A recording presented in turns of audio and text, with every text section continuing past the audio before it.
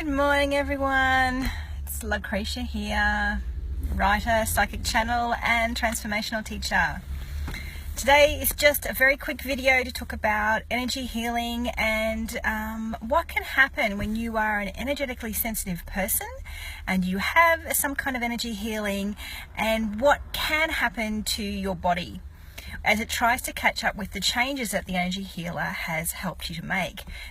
Because an energy healer moves obstacles, moves blockages, and when they do that, your energy starts to move in a different way. And this is what you want. You want to be clearing your obstacles. That's what you want. But when the energy starts to flow in ways that hasn't flowed before, your physical body sometimes has difficulty catching up to that, particularly if you are working with a healer who is moving a lot of stuff for you in a very short, limited amount of time. So this is where you just need to be aware of your physical body, because we are energetic beings having a physical experience, right? So this is where you need to be really mindful and aware of what your body is doing and how it is reacting, how your physical is reacting when energy shifts. So the reason this has come up for me is a few days ago I was talking to a girlfriend, and she had a major healing with someone recently, and there was a period of integration. Now that's pretty standard. If you go and see an energy healer, usually they will tell you at the end of the session that there'll be some kind of integration period. It might be 12 hours, it might be 24 hours, it might be a couple of weeks. This is the amount of time it takes for the changes to integrate with your physical and energetic body, okay? But the thing is if they move major amounts of energy, like happened with my friend the other day, her body had a lot of challenges in adjusting over that integration period, and that meant that she was left quite ungrounded. Now, when I say ungrounded, if you are an energetically sensitive person, you need to know what this is.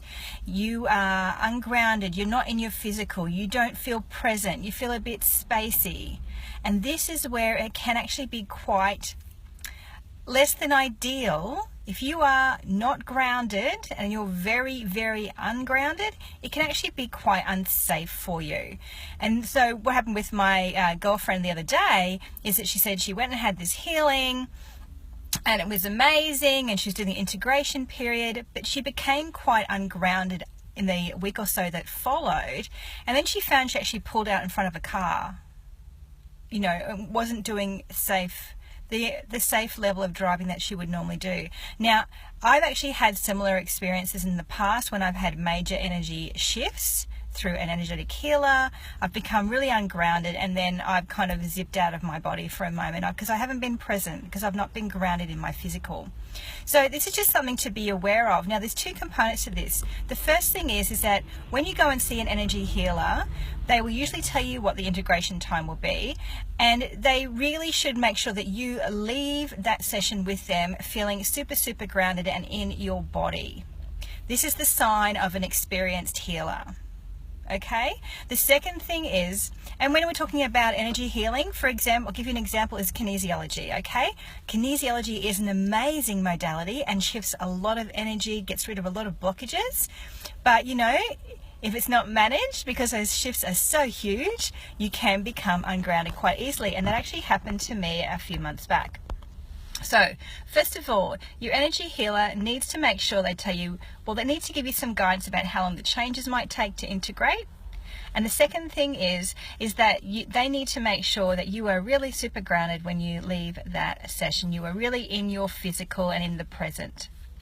Now, after that, there is self-accountability for you to make sure that you remain grounded during that integration period. So what that means is you need to make sure that you are sorry, I'm just looking for the comments here. I know someone's just jumped on, but I can't see them. I'm sorry. Whoever you are, welcome. So you need to make sure that you remain grounded. And this is the same rule for anyone who is energetically sensitive. If you are an empath, if you are a psychic channel, you need to make sure that you put in good, regular grounding practices that keep you in your physical body. So after you have a healing, be grounded. Put strategies in place to stay grounded if you feel that the healer has moved a lot of energy, okay? This means you need to make sure you do things that are in your body. You need to eat grounding foods, like root vegetables are really awesome for that. What you don't need to do is eat lots of sugar or caffeine or alcohol. Those things are ungrounding, and they're fine to have in small amounts, but if you've done a major energy shift and you are eating a lot of those foods as well, they're just going to throw you off your axis, okay? And that's not going to help you.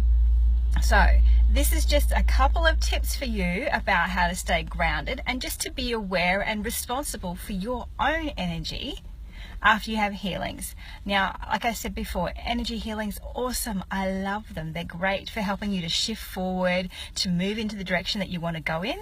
But please, please, please make sure you are aware that you are grounded afterwards, because as happened with my friend the other day and has happened with me before, if you are really, really ungrounded because you've had a lot of energy shifted and you haven't been aware that your physical is really having some challenges keeping up or just catching up with the process, you really should be aware that you could cause yourself an injury. You know, operating a vehicle could be a little more unnecessarily unsafe. Okay, so that's just a couple of tips. If you've had experiences where you've become ungrounded, why don't you share below what you've done to help you stay grounded. There's lots of strategies and techniques which I actually teach my clients in my programs, because being grounded when you are energetically sensitive, so if you're an empath, a psychic channel, a mystic, whatever, clairvoyant, however you describe yourself, okay, wherever you are on that intuitive continuum where you are energetically sensitive, one of the most important things is that you know how to be grounded in your body, because otherwise you are like an electricity wire that is not grounded and then electricity runs through it. What happens? It burns out. It's not good, and that's not what we want for you, because you have these energetic gifts, because you're here to do some stuff. You're here to create some amazing things, but you can't do that if you're burned out, right? Right, okay. All right, if you want to know more about my programs, please get in touch. I'd love to chat to you. I actually have a program running at the moment. It's called Rock Your Inner Channel. And you can find out about that on my website. It's called LacretiasWords.com.